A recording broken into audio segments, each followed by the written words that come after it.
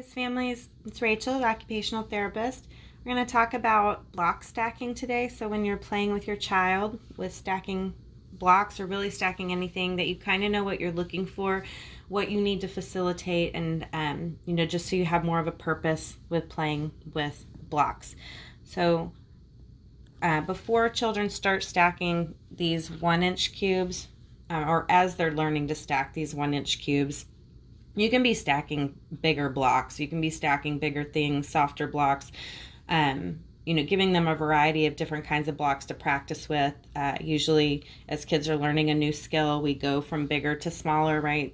The bigger things are usually easier. And as their motor skills refine down, we can stack smaller things. So the 1-inch cube is kind of the gold standard for visual motor skill assessing.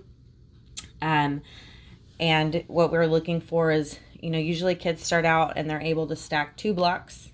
And once they've mastered 2 blocks, they generally move on to being able to stack 4 blocks.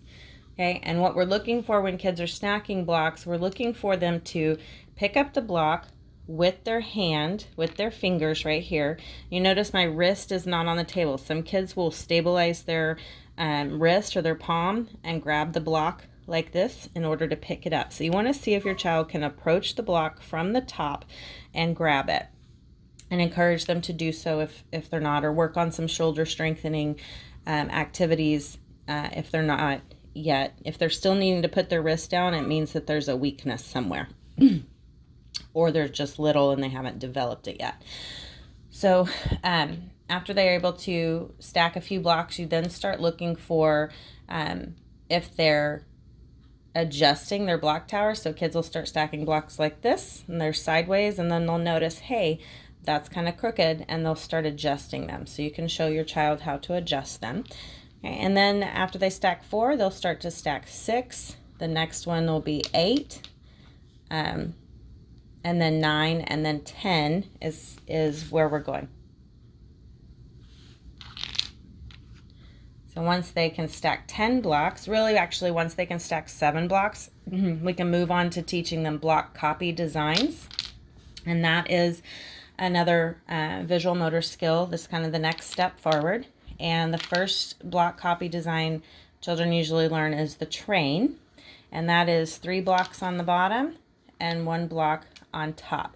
And now the thing here is that this time, instead of you just saying, hey, build, let's stack blocks. And when you're stacking blocks too, you can take turns to motivate your child. You can stick Play-Doh in between the blocks and have them squish it to have them stick together so that they can have success. You can practice those kind of things with the towers. But then when you move to block copy design, because you're just building 1 tower, but block copy design, you're building 2 different things. I'm building one, and then the child is building one.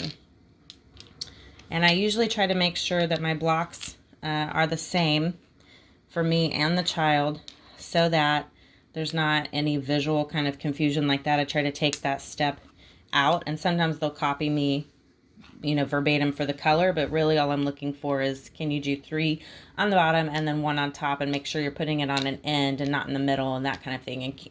And visually, can you do what I do? So the train is the next one. You can break it down for a kid by just having them do 1 block at a time. You can even work on some language skills, like can you put your pink block next to your red block? Can you put your yellow block in front of your pink block or next to your pink block? Can you put your green block on top of yellow? That's a lot of listening skills, but it's good practice for them.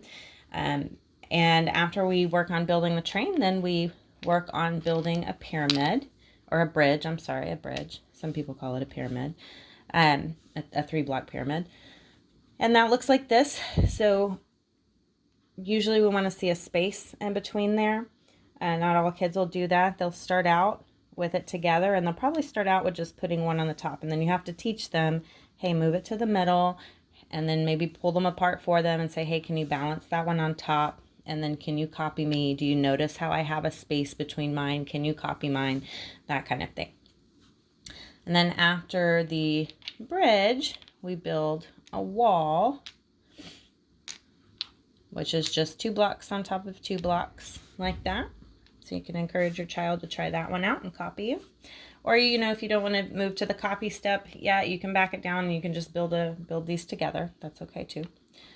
And then, but being able to copy them is part of that developmental sequence. So after the wall, they move on to more complicated things like a 6-block step, which just looks like that. And then they move to a 6-block pyramid that looks like that. And that is it. So please let me know if you have any questions, but have fun playing with blocks. Bye.